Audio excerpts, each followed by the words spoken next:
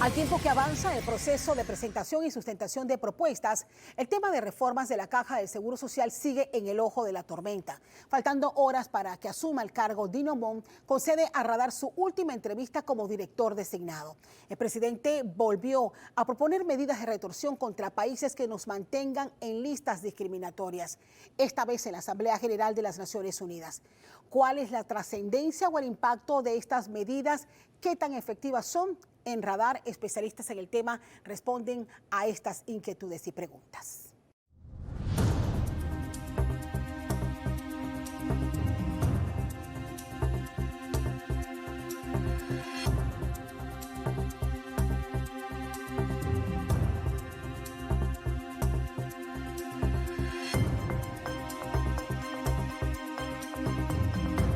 Sean todos bienvenidos a Radar. Bueno, ya han transcurrido 2 semanas desde que se instalaron las mesas de trabajo para poder enfrentar la crisis de la Caja del Seguro Social. Hoy le damos la bienvenida a Dino Montt, director designado de la Caja del Seguro Social y quien preside una de estas mesas.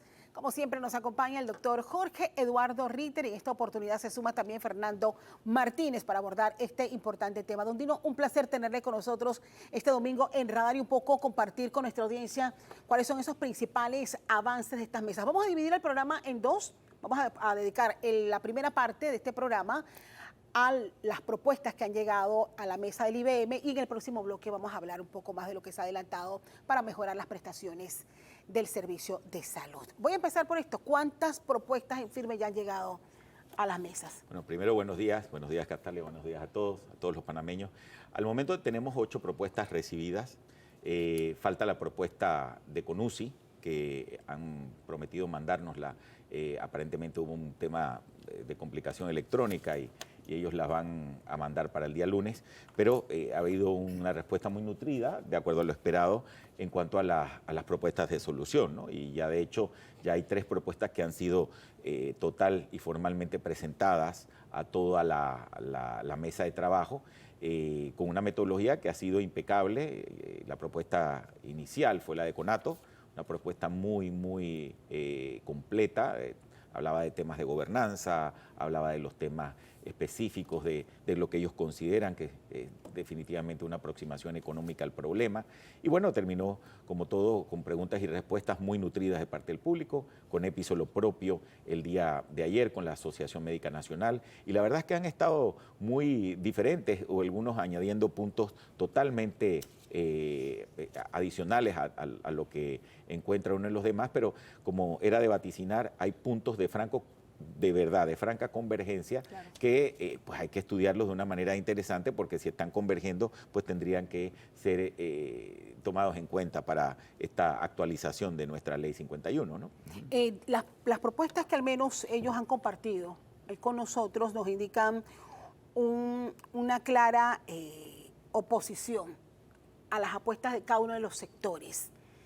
En este momento sé que ellos están haciendo la sustentación económica de cómo sostener el modelo que proponen para aplicarlo en Panamá, pero ¿qué va a depender la decisión? ¿De que se pueda sostener económicamente o definitivamente es el modelo integrado luego de haber escuchado todas las propuestas más las que el gobierno en su momento tendrá que presentar? Bueno, yo creo que tu pregunta es muy asertiva en este momento. Al final, lo primero que tiene que analizar el Ejecutivo es ver aquellas cosas que hacen comunes a cada una de las propuestas para dejarlas a un lado y saber que eso efectivamente hay que poner la ley. Todos los temas de buena gobernanza, en donde la Junta Directiva, por ejemplo, no tiene que estar en los 1001 temas operativos, sino dando ese marco de robusto de reglamentación y de operación a la caja. Yo creo que es algo muy importante que todos han coincidido en eso. Sin embargo, pues por supuesto, en lo que no se coincide es en lo que ya vemos, que son la parte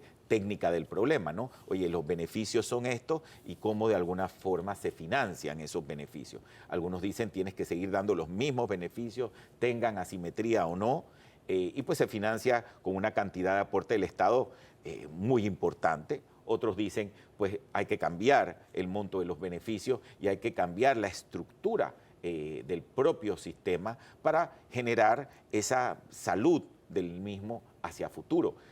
En general, lo que tenemos que ver nosotros como parte del Ejecutivo y el presidente de la República, es ver esos diferendos, cómo Claro. en general se ponen de perspectiva técnica, económica, y poder ver cómo conviven unos con los otros para entonces introducirlo dentro del esquema económico y saber hasta qué punto la economía, este gobierno a través de la generación de ahorros puede absorber una cantidad de pues, todos los recursos faltantes y entonces definir cuáles serían cualquiera otro tipo de cambio técnico que debe tener el sistema. Pero a esa posición todavía no hemos llegado, nos falta todavía unas 2 semanas para llegar allá.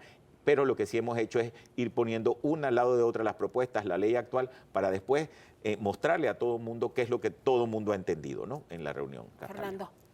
Sí, un poco la pregunta sería si los parámetros de este debate o de esta conversación, como la ha querido llamar, se marcan exclusivamente dentro de los términos actuariales, o sea, paramétricas, aportes, etcétera, o si esto puede ir más allá, habida cuenta que más allá de si la masa del país entiende en detalle, digamos, las especificaciones de cada propuesta, lo que al final a la gente le interesa es saber cómo va a ser su pensión, cómo va a ser su jubilación, y si esa jubilación va a significar que un camino irreversible a la pobreza. O sea, si esa pensión puede, con las propuestas que se están haciendo, cualquiera que sea la que se vayan a consensuar, conducir a jubilaciones y pensiones dignas para la población. Yo lo que te diría, Fernando, es como un compromiso de Dino Mon, y me atrevería a decir que es irrefutable el compromiso del presidente de la República, aquí a nadie se le va a dejar atrás. Todo indica que nosotros, y principalmente el presidente así lo ha dicho, Panamá va a tener pensiones dignas. Aquí tú puedes efectivamente nacer pobre, pero tú no tienes por qué morir pobre. Eso es algo que está dentro de nuestro esquema futuro y verán que dentro de las propuestas, eso es lo que en principio cada grupo ha tratado de establecer. Ayer, por ejemplo, el CONEP presenta una propuesta de 3 pilares en donde el primer pilar abarca justamente ese problema de no dejar a nadie atrás dentro de todo esto. Y yo creo que eso es el sentir de nuestro presidente, el sentir mío, por supuesto, y eso es una de las cosas que se están discutiendo como dimensiones. Se le dijo, una parte es la dimensión técnica, pero otra parte muy importante es la inclusión, la cobertura total que tiene que tener el sistema, el tratamiento de la pobreza, el tratamiento de todos aquellos que hoy no son favorecidos por ese régimen porque no se pueden incluir, los independientes. Todos esos y cada uno de los aspectos que pertenecen a esas otras dimensiones un poco más blandas del problema, Fernando, se están tocando en la mesa. Los grupos no han dejado de al lado eso que también es importante. No dejar atrás es... bueno, por definición general es una afirmación rotundamente aceptable. Pero no dejar atrás, ¿cómo se concilia esto con la idea o la propuesta de que las pensiones en el sistema de cuentas individuales al final del camino rinden una cantidad mucho menor que la que rinde el llamado sistema solidario, que es igual al 60% de los 10 mejores años de cada trabajador? Yo creo que esa fue... perdón. Entendiendo que el 72.4% de los panameños gana menos de 1.000 balboas y que prácticamente el 60% gana menos de 800 balboas. O sea, y que hay una enorme cantidad de panameños que ganan salarios, porque ahora también está el tema de cómo tenemos una sociedad que todavía no ha alcanzado los niveles de empleo que teníamos antes de la pandemia. O sea, todavía, sí. Y la economía a contramano ha crecido. O sea, hay más riqueza, pero la riqueza que llega a la masa salarial no se compadece con ese crecimiento. Bueno, yo voy a contestar de esta manera. Indudablemente, cuando uno habla del monto de la pensión, hay muchas maneras de obtener un monto de pensión digna.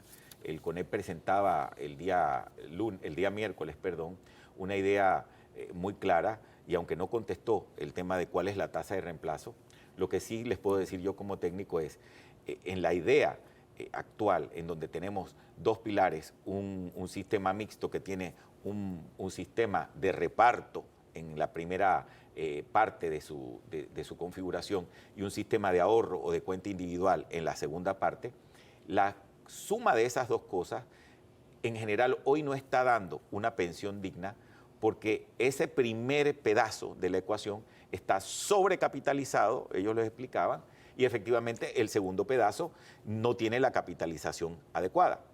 Cuando tú sumas los dos pedazos, es decir, que eliminas el primer pilar y haces un solo sistema de cuenta de ahorro y agarras el 15%, que es lo que hoy aportamos, 13,5 más 18 del décimo, el 18 del décimo es 1,5% más, es decir, aportamos 15%. Si tú ese 15% lo acumulas con una tasa de interés importante por 20 años, imagínate que un trabajador cotice 20 años, pero se queda 40 en el sistema, porque no es que no están en el sistema Castalia, están 40 años en el sistema 35, pero solo logran cotizar 20.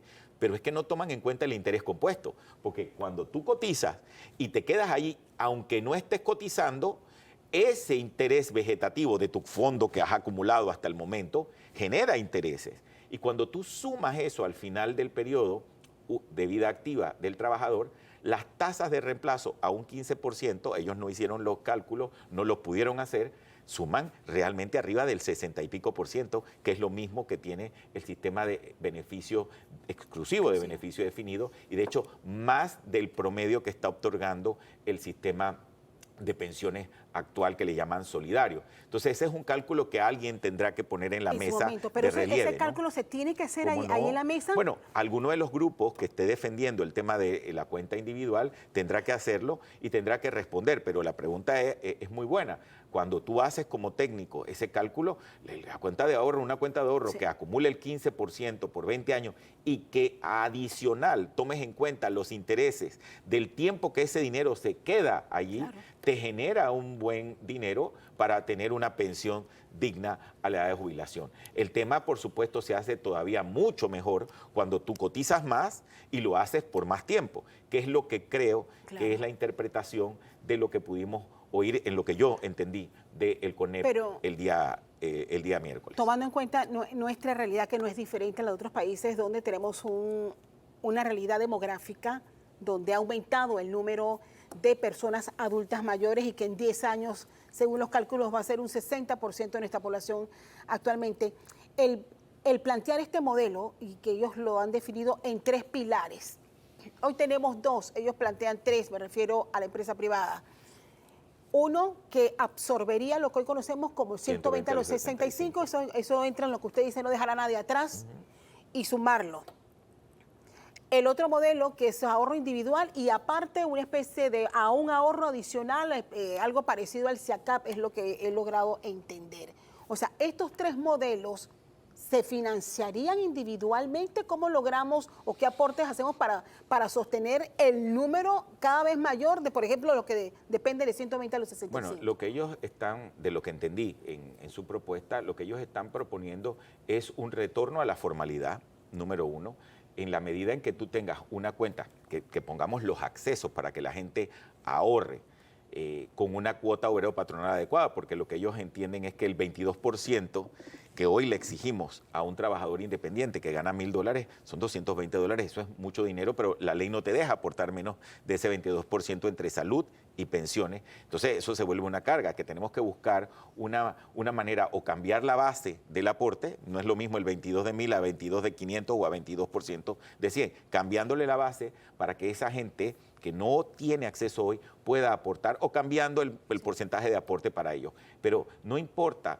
lo que hagas, tienes que incorporarlo. Entonces, cuando los incorporas, efectivamente lo que haces es que ya tiene una cantidad de gente acceso a la jubilación porque ya va a tener ahorros y entonces digamos, la presión a ese primer pilar no contributivo que financia totalmente el gobierno baja porque tienes más ahorrantes y a estos ahorrantes lo que haces es, les haces un programa que ellos llaman con un sistema bono solidario que les completa para llegar a quien más ahorre, le completa es para llegar a un mínimo de pensión. Entonces no me parece mal la idea, hay que estudiarla, hay que poner el relieve una u otra, como tampoco de alguna forma el tema solidario pues queda atrás. Cada uno ha explicado sus temas. El tema solidario, yo lo que entendí de lo que ellos expusieron es que queda igual, pero el gobierno tiene que pagar cada año 1.780 millones de dólares para tapar el hueco. No dijeron por cuántos años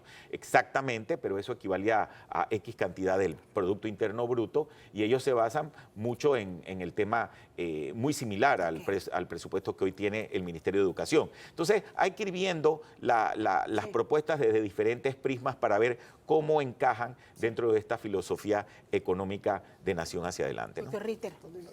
Yo quería hacer una pregunta más bien que es de carácter metodológico. Se están recibiendo propuestas.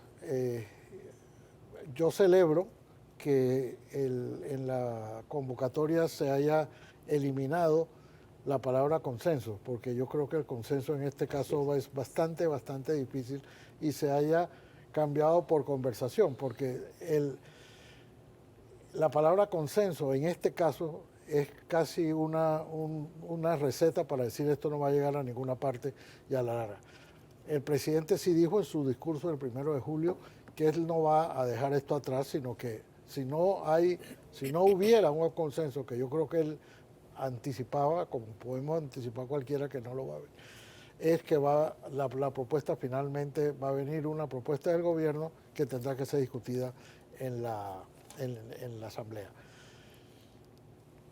Este ha sido un buen ejercicio de no tener un documento base para que cada uno opine sobre él, y porque para mí es novedoso. Yo les cuento, por ejemplo, que cuando se estaba discutiendo la ley de la autoridad del canal, comenzamos como comenzó esta conversación, y al final los propios participantes dijeron, ¿saben qué? Preséntenos un documento para poder hablar sobre el documento. Claro. No hablar por no tener de verdad una conversación, pero una conversación, un diálogo, o tratar de llegar a un consenso. Yo sé que era mucho más fácil allá, y nosotros en efecto sí pudimos llegar a un consenso. Aquí, que no lo va a haber, el ejercicio en tu práctica metodológicamente ha sido un buen ejercicio. Yo creo que un buen ejercicio. Gracias por la pregunta. Yo creo que es el mejor de los ejercicios, dado lo que se ha venido dando desde el 2005, que iniciaron todos estos temas, por lo menos en donde yo me inicié a ver estos temas. Yo creo que una de las cosas que nunca se había hecho, siempre en estos diálogos se termina debatiendo, vienen expertos, comienzan a exponer, y entonces todo el mundo nada más es como receptor, y al final no dice qué es lo que es el total de su propuesta. No terminan de sacar de dentro todo lo que quieren sacar. Y yo creo que es importante que cuando una persona se enfrenta, o un grupo se enfrenta a tener que esquematizar una propuesta y a decirte de forma sucinta, fíjate que yo te he dicho lo que yo entendí en conversatorio o en esa consulta que se hace. Yo solamente soy un moderador de tiempos y un poquito de orden, pero trato de sintetizar lo más importante, y te puedo decir que todos los grupos han hecho un esfuerzo por tratar de expresar su idea de la manera más sucinta posible para que todos nos vayamos con la idea de lo que ellos efectivamente quieren decir, desde los temas más blandos hasta los temas más técnicos. Y eso es importante a la hora de que al final tú puedas saber qué es lo que cada grupo quiere. En el diálogo de Penonomé y en todos los demás diálogos, tú no sabes qué quiere Conato, tú no sabes qué quiere, porque nadie los escucha. Y es importante la escucha, y aquí algo que no se permite es debatir. Tú puedes preguntar y entender al 100% lo que el otro quiso decir, pero no te permitimos debatir absolutamente nada, porque no se trata de un debate, se trata de que entiendas lo que ese grupo quiere, y eso es lo que quiere el presidente. Y una vez que tú entiendes todo, que efectivamente puede que no termine de haber un consenso global, yo les aseguro que por lo menos desde la visión del Ejecutivo, él va a lograr hacer el mejor de los ejercicios para mostrar el proceso más factible de presentación a una Asamblea Nacional. Yo voy a abrir un paréntesis porque de seguro, y yo no sé si esos temas se estén abordando en la discusión, creo que no.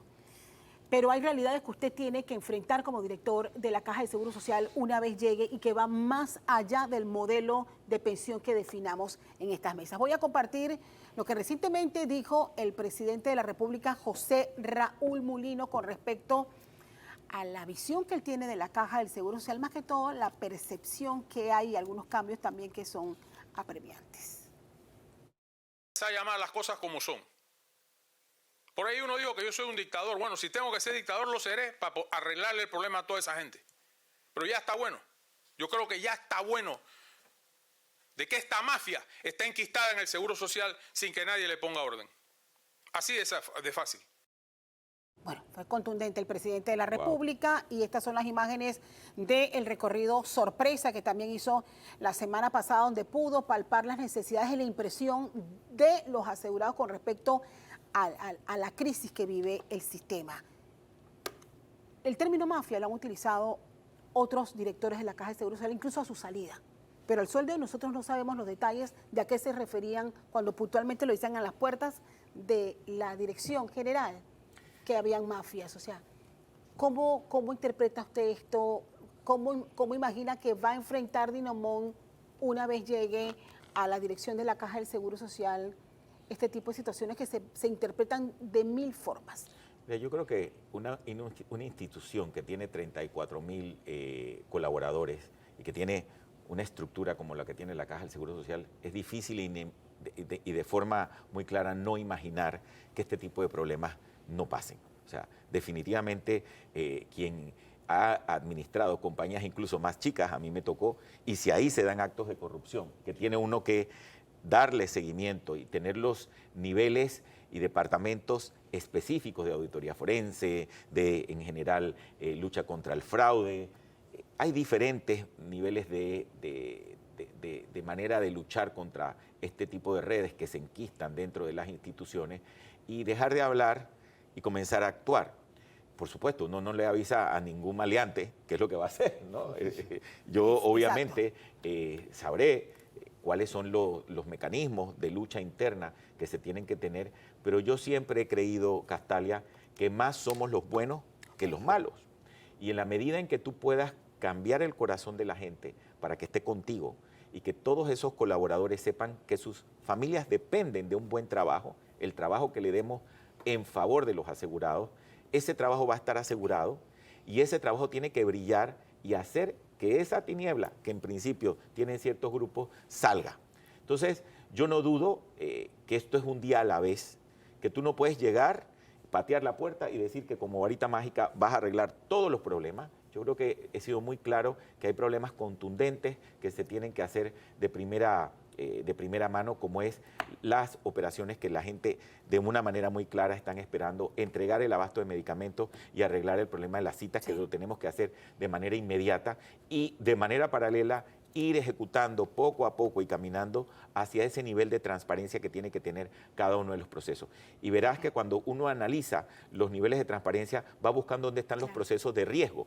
Y cuando ves los procesos de riesgo, comienzas a darle luz y obviamente eso se tiene que ir retirando. Bueno, usted sabrá con qué medidas irá, qué Exacto. tipo de investigaciones habrá que darle continuidad, qué investigaciones deben empezar.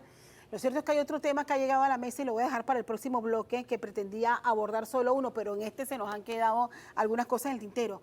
Si la Caja necesita cambios profundos en la forma en que se escoge a los miembros de la Junta Directiva. ¿Quiénes son y cuánto tiempo? Eso ya sé que ha llegado a la mesa. Sí, claro. Así que bueno, vamos a hacer la pausa.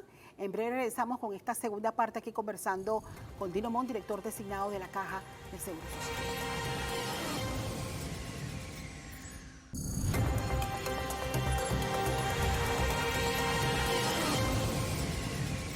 Estamos de regreso aquí en Radar, hoy con nuestro invitado Dinomón, director designado de la Caja del Seguro Social. Bueno, y antes de la pausa, le había hecho una pregunta y tiene que ver con la discusión que ha llegado sobre la forma en que se escogen a los miembros de la Junta Directiva de la Caja del Seguro Social y el tiempo que se mantienen allí. O sea, esto ha generado todo un debate porque algunos argumentan que eso es parte importante de la grave crisis que tenemos hoy día. Bueno, indudablemente cada grupo, como te dije, no nada más tocó los aspectos de viabilidad financiera, no nada más ha tocado los aspectos pues, que en principio hablan sobre el sistema técnico en sí, sobre el cual descansan las pensiones, sino que también tocaron aristas de gobernanza, aristas de inclusión, aristas de pobreza, que son importantísimos cuando uno desarrolla un sistema de pensiones dignas hacia futuro. Y uno de ellos es la gobernanza. la verdad que de manera muy clara, algún grupo lo que dijo es, oye, es que no se deben de estar religiendo per secula seculorum los directores, quizás darle un periodo posterior al que tienen y ya. Otros también decían, mira, es que hay decisiones que está tomando la Junta Directiva que no puede estar cogobernando, no puede ser que la Junta Directiva tiene, por ejemplo, 40 empleados que solamente se dedican a apelaciones, porque la Junta Directiva recibe, creo que 100 apelaciones a la semana. Apelaciones de todo tipo, de que me duele la muela y que de alguna forma no me pagaron. ¿Y usted comparte alguna de esas pues posiciones? claro, por supuesto. La posición de la directiva debe de ser aquella que en conjunto con el director general ve la estrategia de la institución como su principal objetivo y establece las reglas sobre las cuales debe descansar la operación. No puede ser que la dirección general tome, por ejemplo, la decisión de salir por temas de probidad de un colaborador y ese colaborador se queje a la directiva y hay que de alguna forma, de todas maneras, revisar el expediente. Entonces, haces el trabajo tú acá y lo tienen que hacer ellos allá. Entonces, ellos obviamente expresaban que hay temas que no tienen, y lo expresaban los propios trabajadores, el sector trabajador, que no puede ser que una directiva no sea estratégica. Por supuesto, yo voy a coincidir con ese tipo de planteamiento. Por supuesto, pensaban en esa movilidad que tiene que tener la directiva. Claro, algunos decían, es que tiene que ser elegida por ellos mismos. Entonces, ahí el Ejecutivo puede también tener diferendos diciendo, oye, pero si yo pongo el 0.8% de los salarios y todo el proceso de administración, que cuesta millones, lo pone el Estado, puede tener de alguna manera algún tipo de contrapeso, pero ahí no se ha dicho nada. Ellos lo han puesto como parte de sus creencias sobre una propuesta de solución a eso y en su momento el gobierno, cuando haga esa convergencia, tendrá que responder a que sí y a que no y por qué sí o por qué no, ¿no?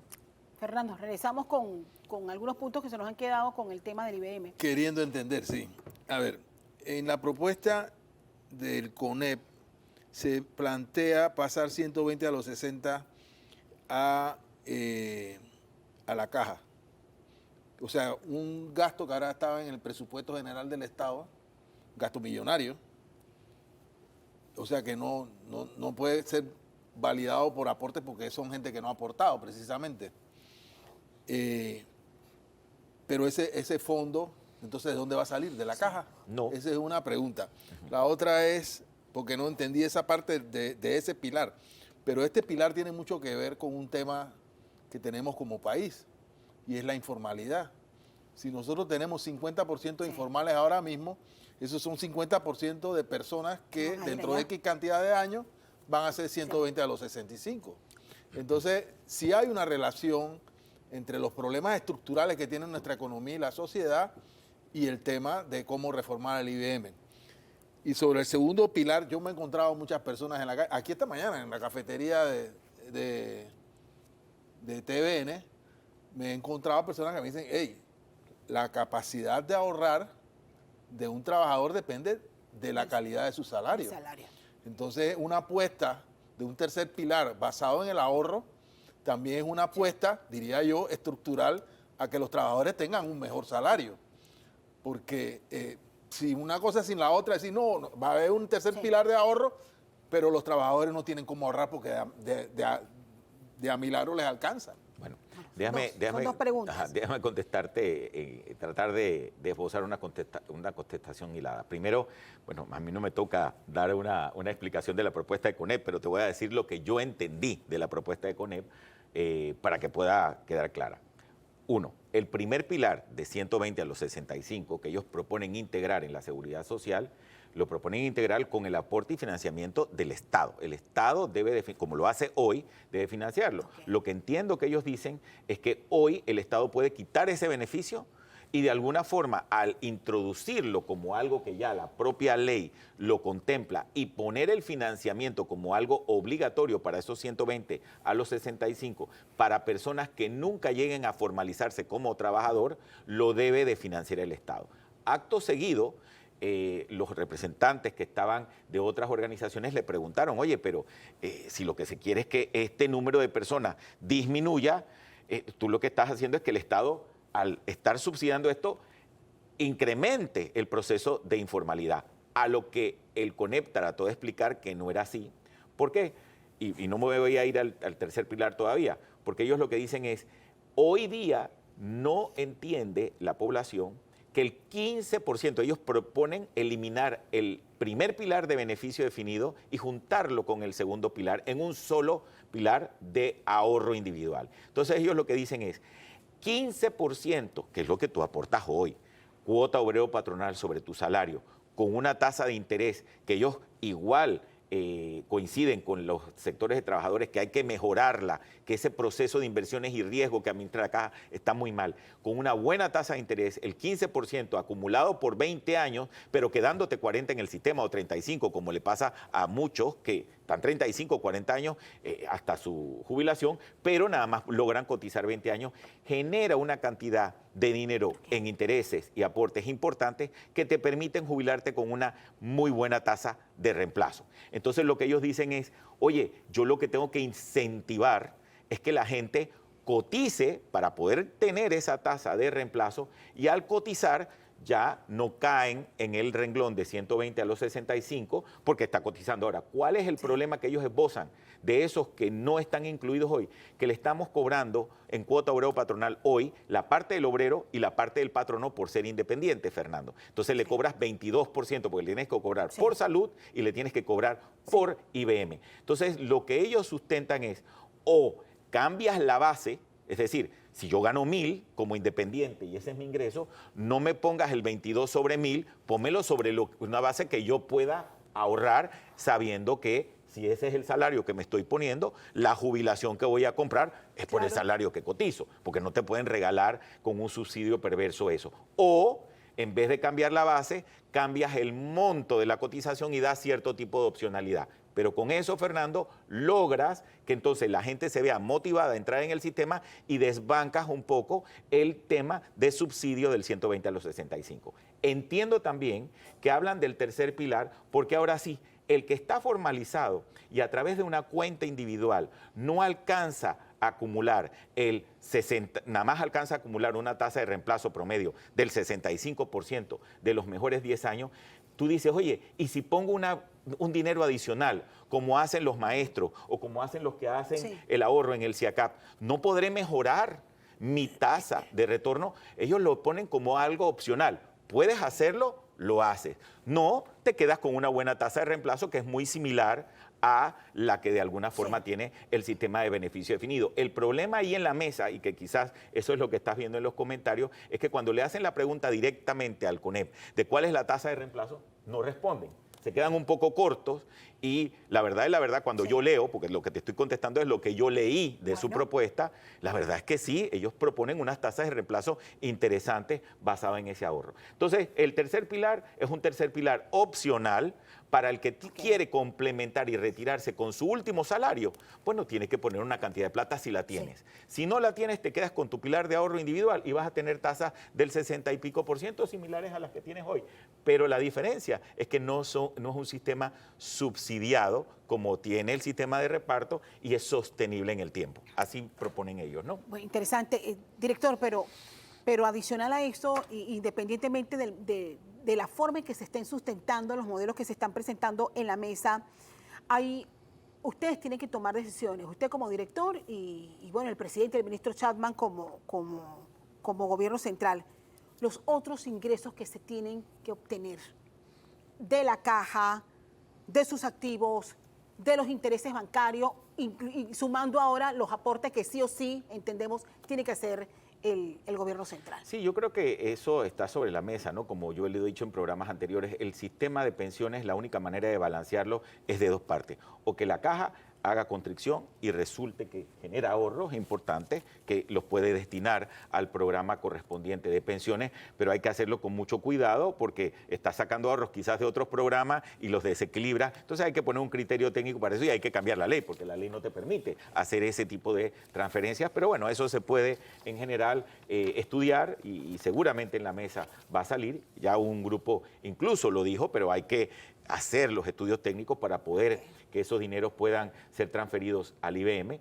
El otro tema, y por supuesto los ahorros en gasto de la propia institución en materia de administración, y el otro tema es cuánto el cinturón de ahorro que se proponga el gobierno puede lograr Castalia para hacer que efectivamente la suma entre lo que puede poner la caja y lo que puede poner de ahorro el Estado sea lo suficientemente jugosa como para impactar lo menos posible al sacrificio que hacen los asegurados o que harían los asegurados, que es lo que se llama los cambios paramétricos, ¿no? Entonces, la idea es esa, buscar primero dónde están los aportes. Fíjate, Conato tuvo una lista bastante sustanciosa, de, oye, podemos sacar de aquí, podemos sacar de acá. Hay que ver, el ministro de Economía y Finanzas tiene que analizar esa lista. Ahí estaba conmigo el viceministro Fausto Fernández, escuchando de manera muy detenida las fuentes que ellos citan de donde pueden sacar los ingresos.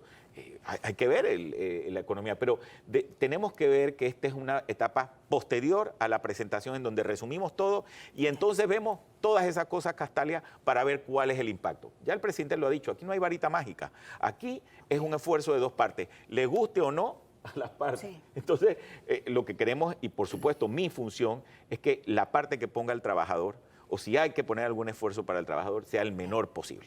Me queda el resto de los minutos para abordar otro tema que se discute en la otra mesa que tiene que ver con lo que esperan los panameños y los asegurados, que mientras definimos el modelo, mejore la prestación de los servicios de salud en la Caja del Seguro Social. ¿Cómo avanza esas propuestas? Bueno, ya nosotros tenemos el equipo listo, esperando ya el primer embarque de suministros que debe llegar la próxima semana en la parte de insumos médicos quirúrgicos. Estamos preparando también también va a llegar una parte de los insumos, no, de los medicamentos para comenzar ya a surtir. Pero estamos esperando también hacer otras compras a mi llegada, porque hay el dinero para hacer esas compras y ponernos de acuerdo con todos los proveedores para poder, por lo menos de aquí a diciembre, tener esa parte fortalecida y actuar de una manera consistente con el plan que hemos dicho y que ha dicho el presidente, que tenemos que desalojar esos cuartos de urgencia, tenemos que darle soluciones a los embudos de operaciones y tenemos que proponer un sistema de entrega de medicamentos eficiente para todos los panameños y de la misma manera obtener un sistema eficiente de citas, ya sea de medicina general o de medicina especializada. Así que ahí le estamos poniendo alma, corazón y vida a eso, pero eso no tiene que ver mucho con los temas de la ley, eso tiene que ver con el tema operativo, que es mi función lograr que se llegue a esos objetivos. Sin embargo, sí que es cierto que hay temas que son fundamentales en todo esto. Si la Caja del Seguro Social está absorbiendo el 70% de las atenciones del sector salud y el Ministerio de Salud el 30%, y con la Caja del Seguro Social, tú, si lo haces bien, tú quedas con un balance casi cero y atiendes al 70% de la población, la pregunta es, el Ministerio de Salud tiene un presupuesto muy similar al de la Caja del Seguro Social, no hay que ser físico cuántico para saber entonces que va a sobrar dinero si tú la juntas, porque él nada más está dándole servicio al 30 y tiene un presupuesto muy similar. Entonces es lo que dice el ministro de Salud, tenemos que llegar a esa eficiencia para poder dar mejores beneficios a los panameños, pero resulta ser que la ley 51 tiene temas muy complicados en tema de que la autonomía a veces se malinterpreta dentro de la ley, como que tú como Estado no tienes que buscar estos mecanismos de eficiencia. Entonces hay que suavizar el impacto de ciertos artículos en la ley para producir una coordinación con el Ministerio de Salud efectiva al inicio y ese costeo de ambas partes que nos lleve a una situación ganar-ganar para entonces a medio plazo, Castalia, ir a esa integración del sistema. Yo quiero hacer una pregunta con respecto a esa integración que van a empezar ustedes a aplicar prácticamente con la propuesta del oncológico. Y hay cosas muy puntuales que yo sí quisiera entender es, uno, si hoy es un patronato, ¿sigue funcionando como patronato o la Caja del Seguro Social va a pagarle? O al revés, o el oncológico tendría que pagarle al Seguro Social por el uso de esas excelentes instalaciones a las que van a ser trasladadas. Esa es parte de la dinámica que tenemos que resolver, pero te lo resumo así. Primero, el único regente de la oncología en Panamá de los tratamientos de cáncer es el oncológico. Y se administra con un patronato que seguirá administrando todo.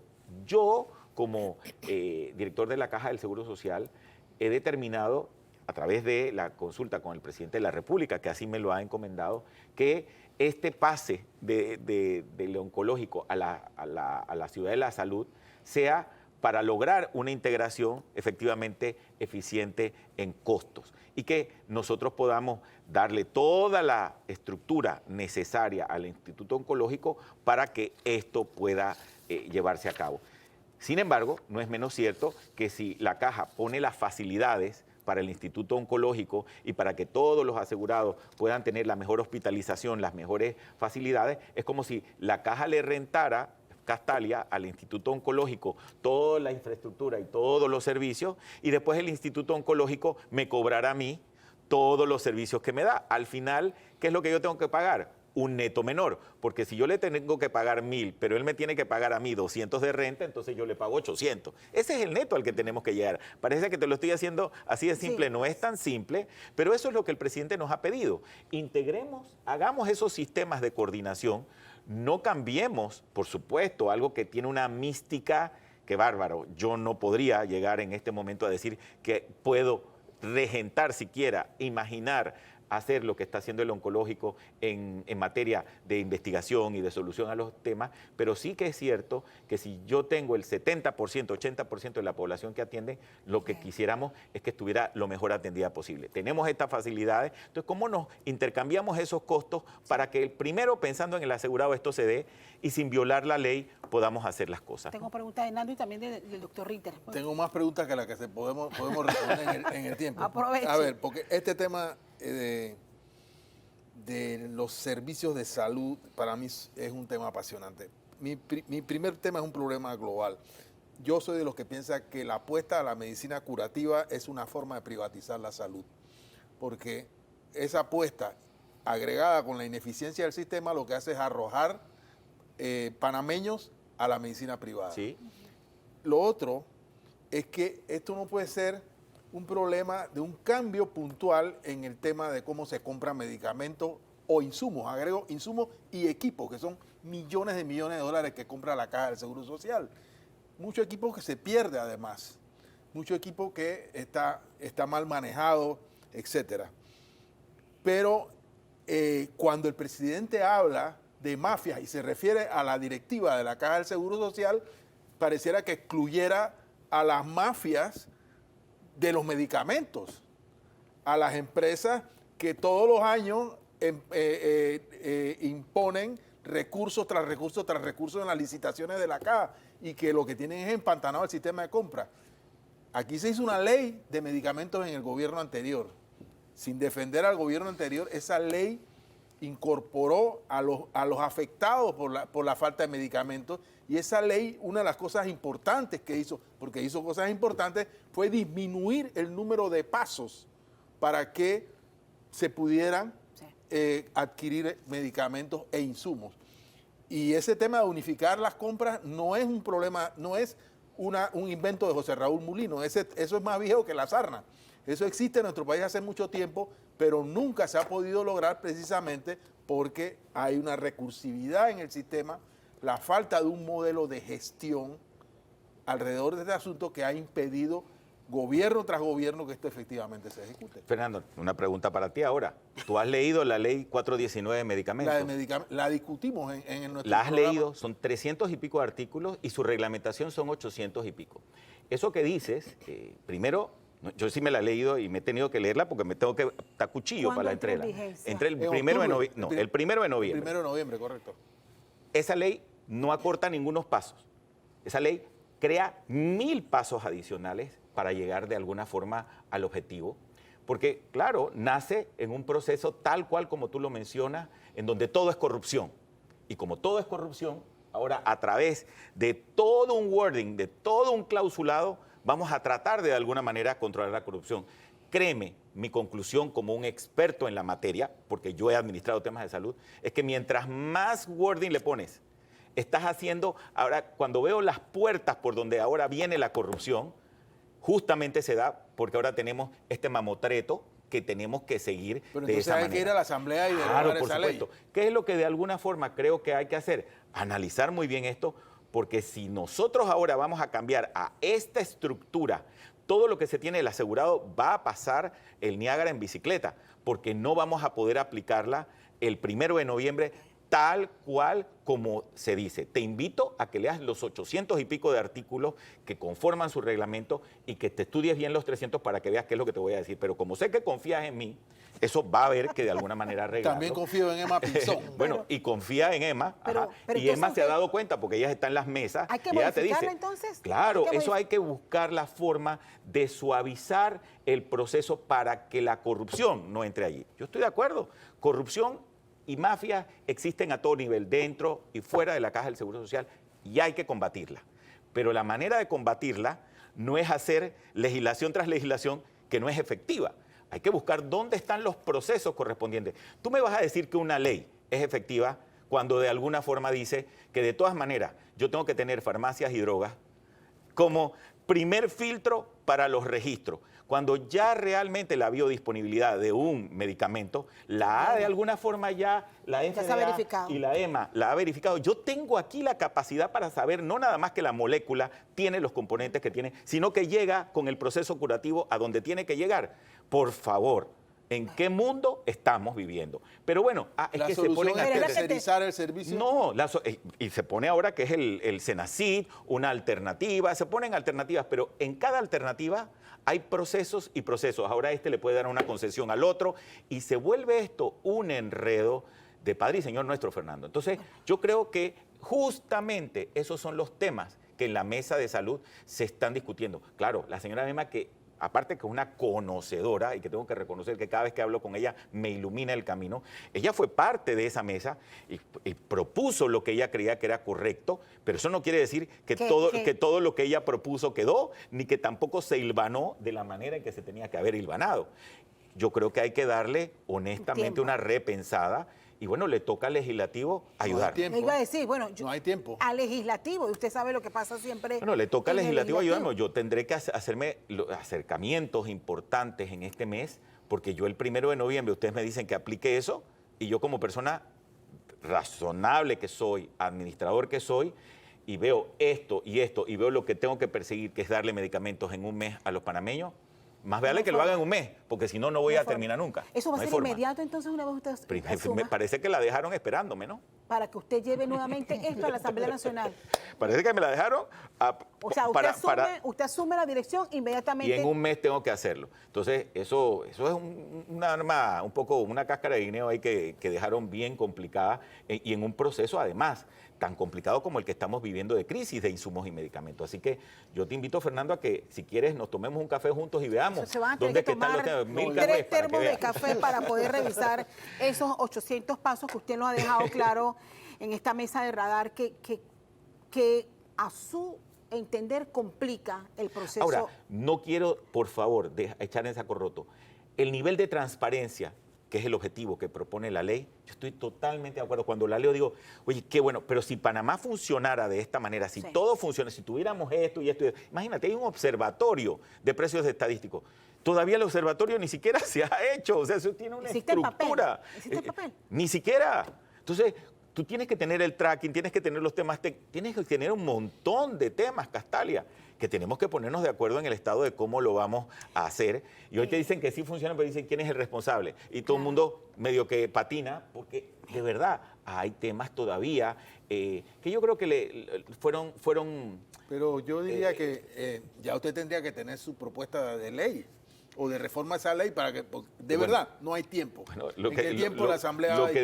Lo que de alguna manera creo que procede, Fernando, que es lo que yo he visto, yo voy entrando y yo no puedo tener una propuesta de ley si se demoró el gobierno pasado 5 años. Correcto. Dino Mon en 2 semanas no va a tener una propuesta de ley. Pero lo que sí digo es, oye, tenemos que tener una propuesta de extender. Oye, pongamos un plazo de 6 meses para estudiar y reparar lo que haya que reparar para poder de alguna manera operar. Eso le quedará, por supuesto, le pediré a nuestros diputados que nos ayuden con esto y que vean dónde está la... Si no, pues tendré que trabajar con lo que tienen. Doctor Ritter. Uno trabaja con lo que hay. No, pero es que la solución no va a cambiar directamente la ley, sino o suspender los efectos de esa ley por un tiempo Así es. o postergar su aplicación. Porque y esa experiencia ya la hemos tenido antes en Panamá. De acuerdo, en el 2005, cuando se hizo una primera propuesta para reformar la Caja del Seguro Social, fue tal el alboroto que hubo que pasar y decir, vamos a extender o darnos eso que llaman vacacio ley, la vacación de la ley, la vacancia de la ley por un tiempo para ver si esto puede funcionar. Ahora, lo que sí es cierto, y ese es el comentario final que quería hacer, es que esta unificación de los sistemas de salud no es, en efecto, como ha dicho Fernando, un invento de José Raúl Mulino. Esto está en la Constitución desde 1972. Correcto.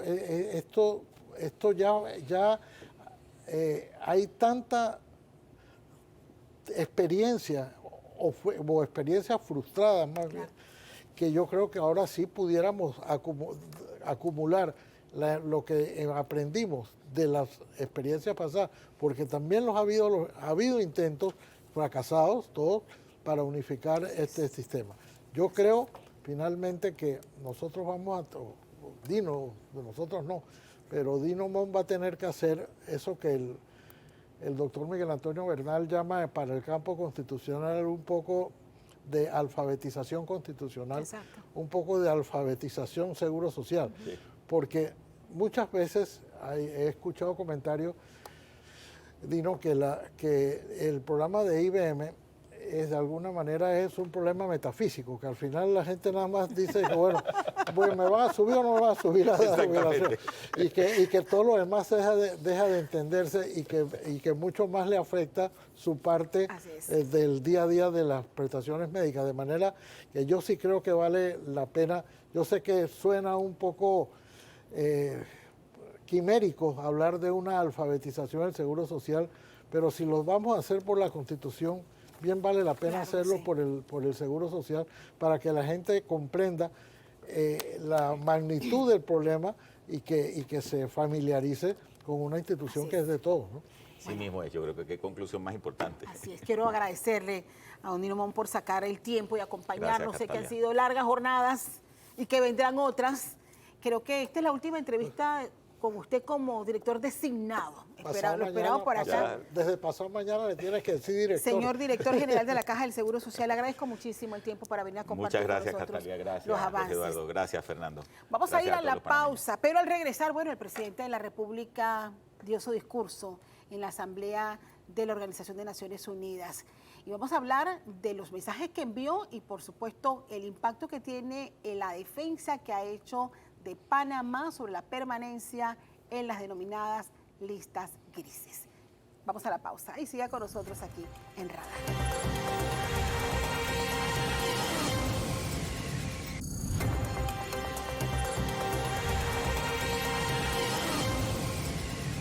Estamos de regreso con más de Radar. Bueno, y en este tercer bloque vamos a analizar las implicaciones de que Panamá se mantenga en las denominadas listas grises y sobre todo el discurso pronunciado por el presidente de la República, José Raúl Mulino, ante Naciones Unidas, donde ha defendido la posición de Panamá al considerar que se mantiene injustamente incluidas en estas listas. Sobre sus implicaciones, cómo deberá hacerlo, vamos a analizarlo precisamente junto con nuestros invitados, que paso inmediatamente a presentarlos. Maruquel Pavón de Ramírez, ella es abogada y consultora. Gracias por estar con nosotros. Gracias por la invitación.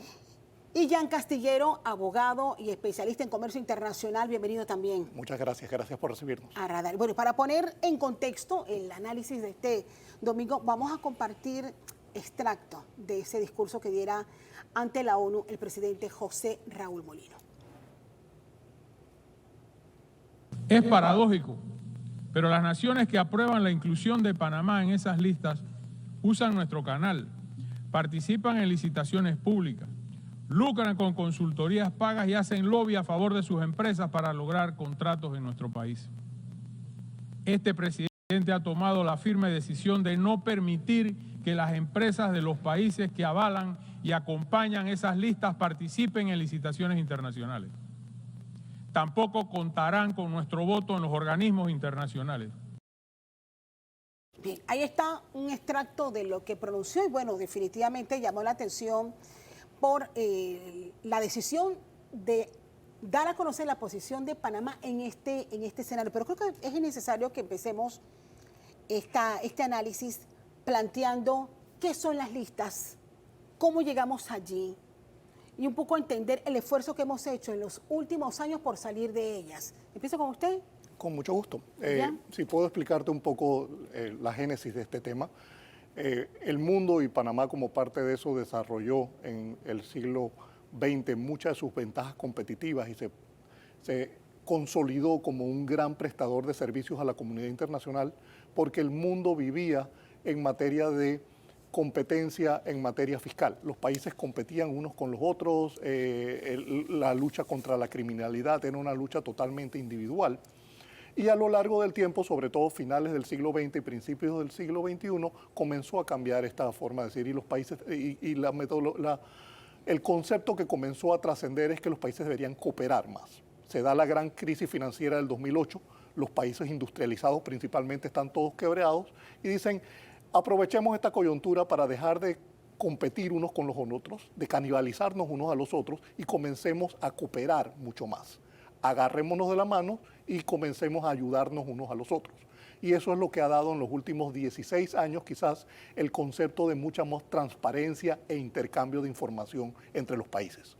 Eso ha generado que todos los países hemos adquirido compromisos de luchar contra el lavado de dinero, por otro lado, e intercambiar la información para que la lucha sea de forma global y desde la perspectiva fiscal en poder colaborar brindando la información a los otros países que sienten que sus ciudadanos están incumpliendo sus obligaciones fiscales a través del uso de herramientas y de vehículos de otros países. Y entonces Panamá ha adquirido compromisos de intercambiar información en materia financiera, en materia contable, en materia corporativa, en materia de beneficiarios finales.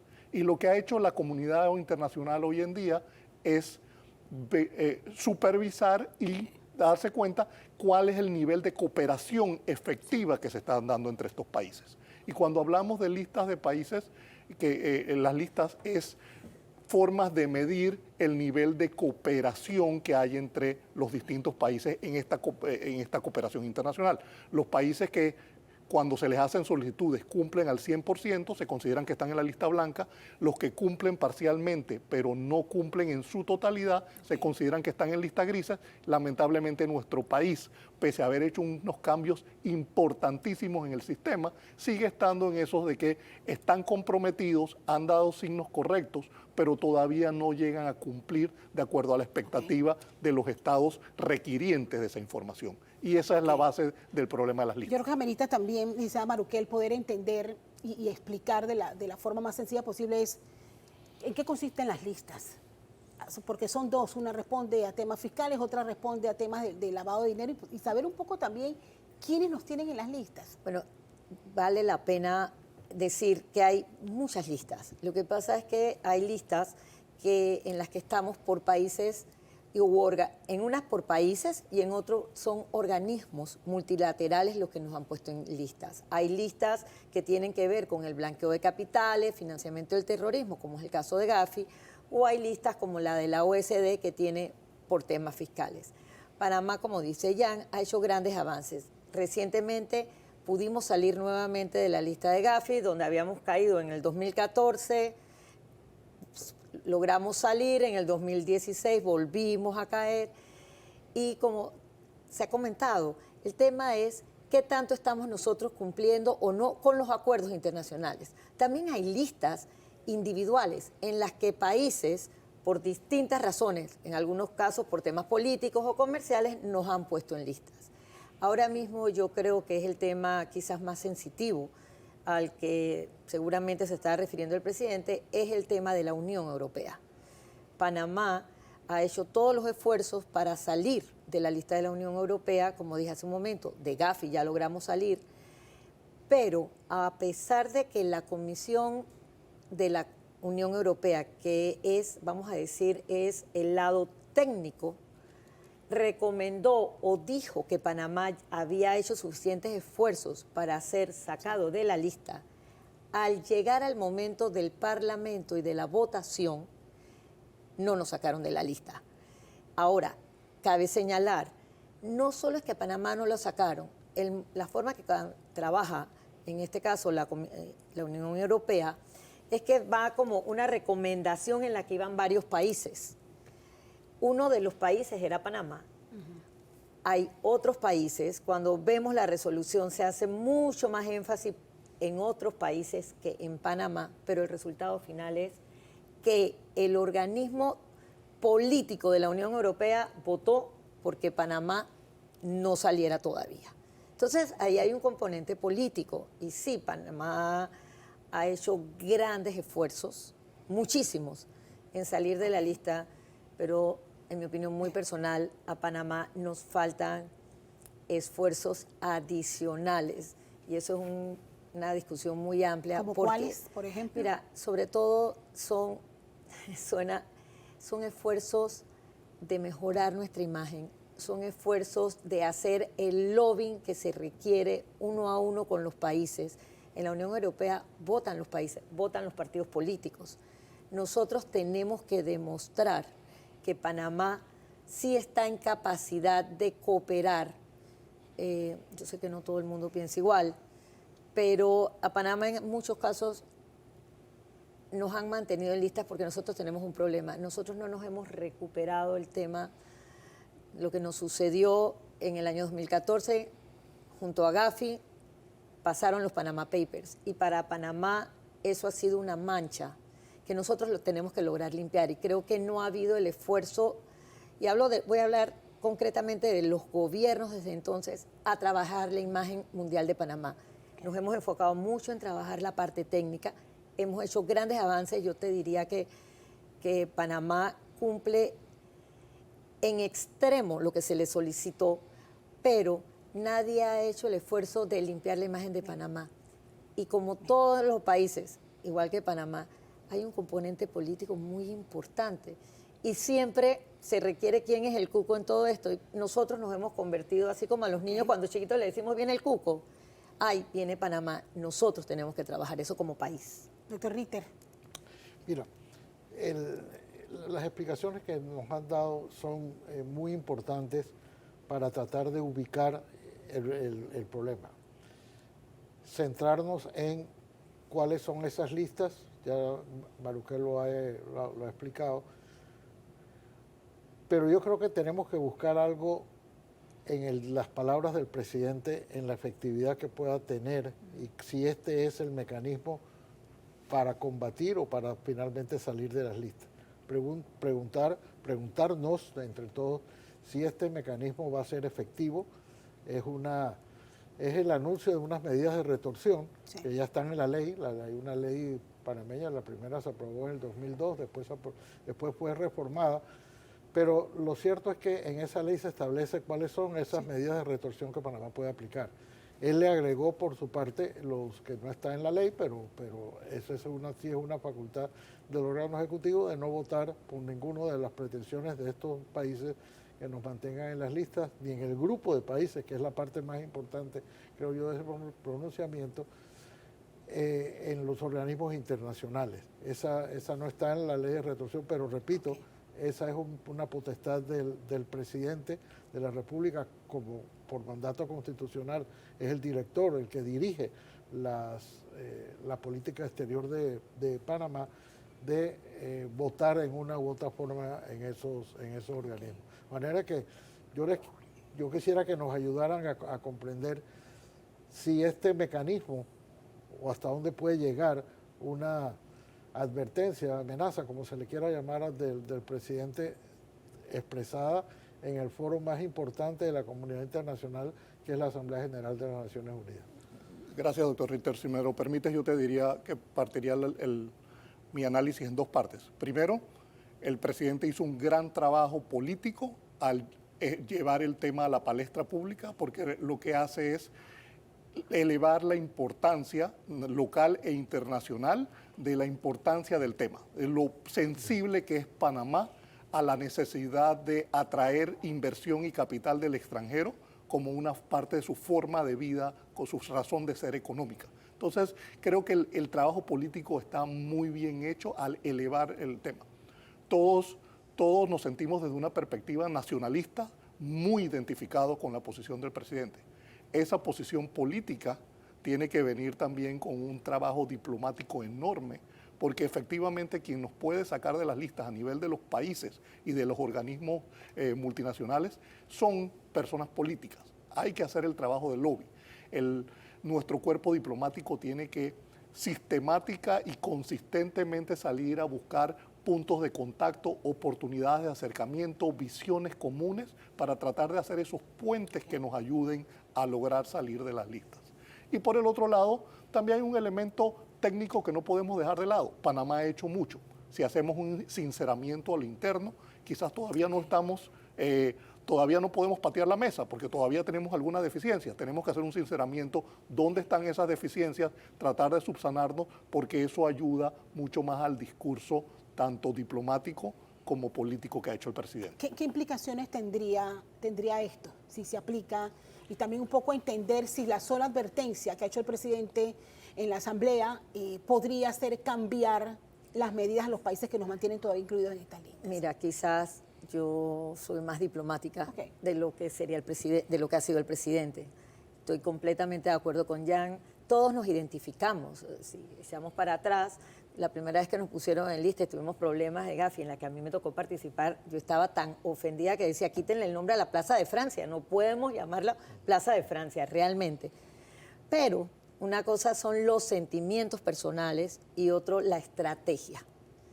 Yo creo que Panamá, en casos concretos, algunos países, podría ponerle una que otra medida de retorsión. Nosotros nos hemos visto abocados a tener que tomar algunas decisiones con algunos de nuestros vecinos, que en su momento fueron muy injustos con nosotros, completamente su actitud era abusiva.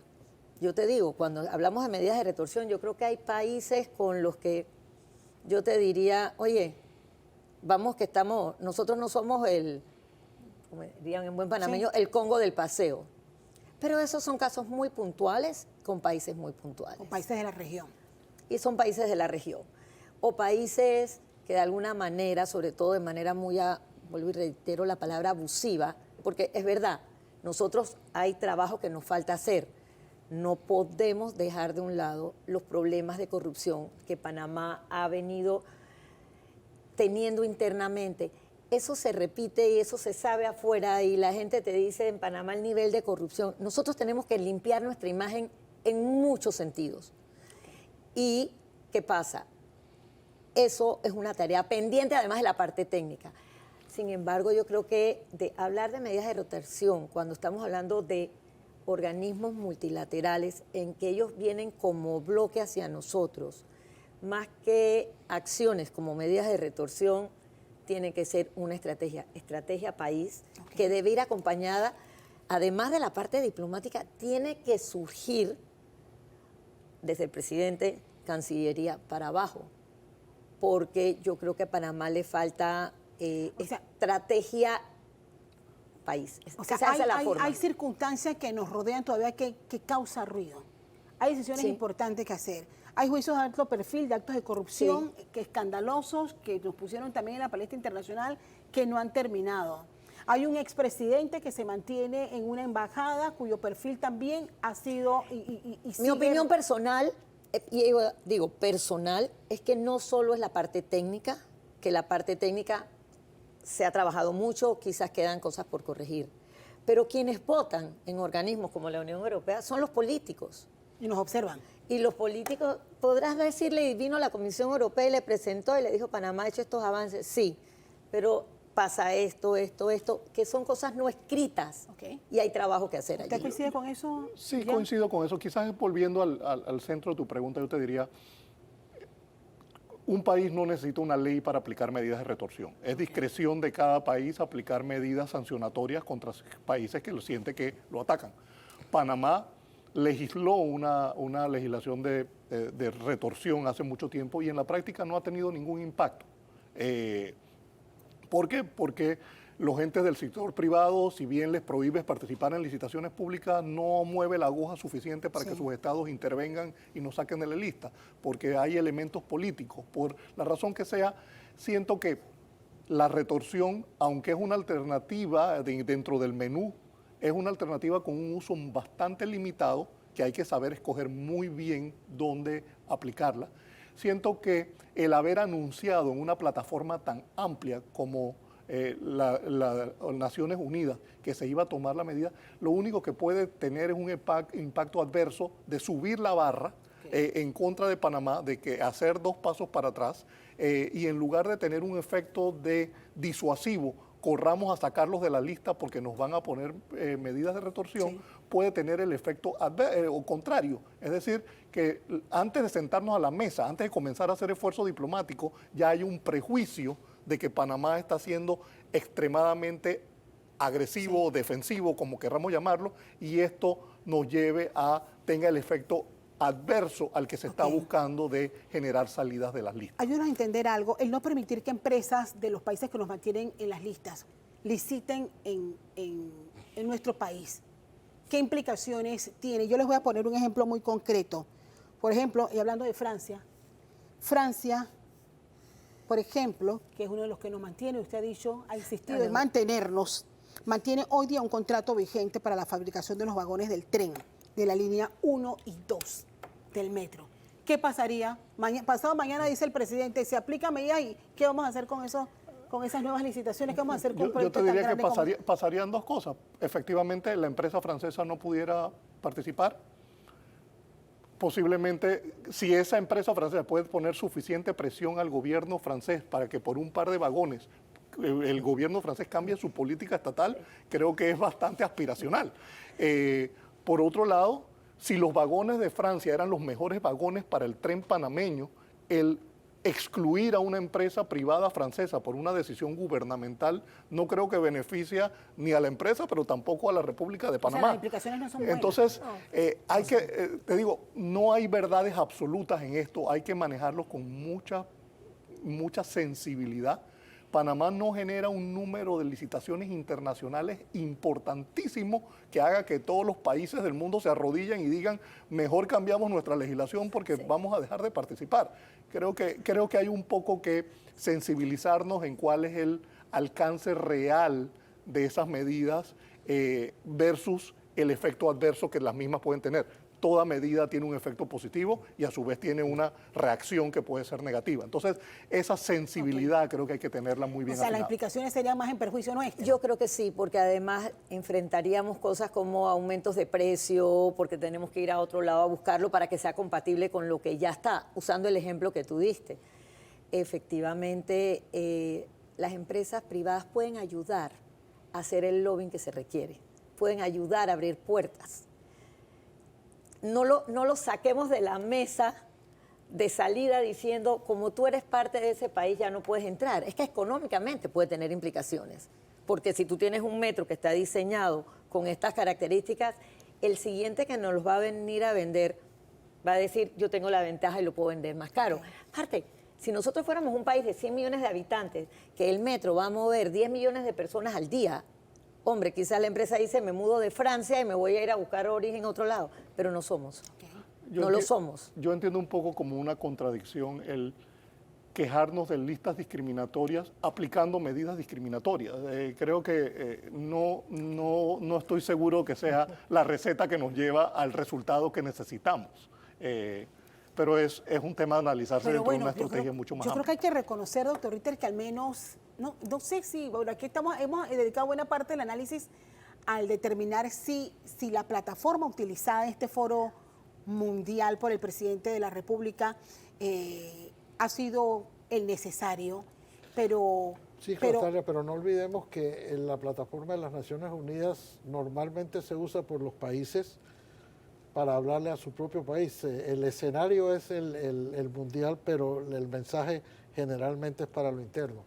La virtud que ha tenido el discurso del presidente es que se refirió a 3 temas fundamentales en su discurso. Uno fue el Venezuela, el otro fue las listas discriminatorias y el otro fue la migración. Exacto. Son 3 problemas que Panamá tiene, pero que tienen repercusiones internacionales. O sea, no fue hablar del agua que no hay en Colón, por ejemplo, que nosotros hemos tenido casos de presidentes que han ido a hablar de los proyectos habitacionales de su propio país que no tienen ninguna importancia en el ámbito internacional. En ese sentido se usó, pero Entonces lo que hay que preguntarse es si eso era un mensaje dirigido especialmente a los países que nos tienen en esas listas o al grupo de países que nos tienen en esas listas, o era nada más la reafirmación de una posición nacionalista, de decir yo no voy a permitir que Panamá esté en Yo lo veo como un gran mensaje de la perspectiva política de poner la importancia del tema al país.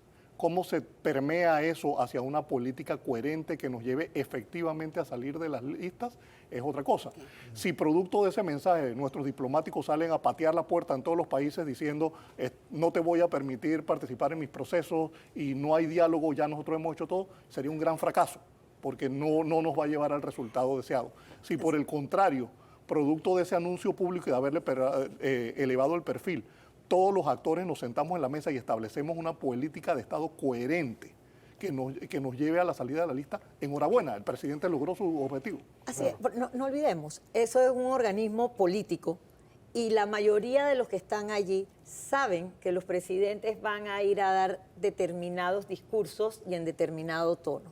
Si el presidente dio ese discurso y como dice Jan, acto seguido, todo el grupo diplomático, todo el Estado estaba haciendo su lobbying con los distintos países para explicar este tema para nosotros es importante, sentémonos a hablar, aunque él haya al frente en el foro haya dicho vamos a tomar medidas de retorsión, entonces es otra cosa. El tema sería terrible si dicho así no se toman medidas y se conversa, cosa que yo debo creer que esto estuvo de alguna manera coordinado y que se han tomado medidas paralelas. Bien, es importante, quiero agradecerles a ambos estar con nosotros este domingo haciendo un análisis de un tema tan complejo y que al final creo que a corto plazo vamos a tener que hacer un análisis para poder entender qué implicaciones tiene para nosotros, porque el panameño ve este tema como muy lejano y no siente que mantenernos en estas listas impide que más empresas lleguen a invertir en Panamá, que podamos tener acceso a préstamos para hacer los proyectos de desarrollo que requiere el país. Creo que hay que hacer un trabajo de docencia para poder que entendamos las implicaciones de este Efectivamente, Castalia, el tema es mucho más cercano a todos los panameños de lo que queremos reconocer. Es un tema de reputación del país. Reputación del país implica en inversión de capital extranjero en nuestro país. Es un tema de que empresas vengan a dinero que se produjo en el extranjero lo gasten dentro del territorio panameño. Es un tema que afecta el circulante en la calle, que afecta el tamaño de nuestra economía, que afecta la cantidad de servicios que podemos vender al mundo internacional. Es un tema que está, aunque parezca un tema sofisticado y técnico, los efectos son inmediatos y con un efecto de regadera que afecta a todos los estratos de la economía, genera empleo, genera turismo, genera buena percepción del país, genera oportunidades de negocios. Realmente el tema es muy serio y por eso creo que elevar el perfil del tema es muy bueno. Mira, y en un ejemplo concreto para que quizás todos nuestra teleaudiencia lo entienda, aquí Panamá era un centro bancario internacional. Ese centro bancario se ha ido reduciendo a tal punto que hoy tenemos muy pocos bancos extranjeros. Las listas no son la única causa, pero contribuyen. ¿Por qué? Porque un país que está en una lista, cumplimiento es mucho más caro. Entonces vamos perdiendo competitividad y oferta para todos. Me quedo con ese mensaje. Doctor Ritter, creo que ha sido bastante productivo esta conversación para poder entender las implicaciones de este anuncio que ha hecho el presidente de la República. Gracias por habernos acompañado. Vamos a nuestra pausa y al regresar, bueno, vamos a compartir también la inspiración de Hilde, la caricatura de este domingo.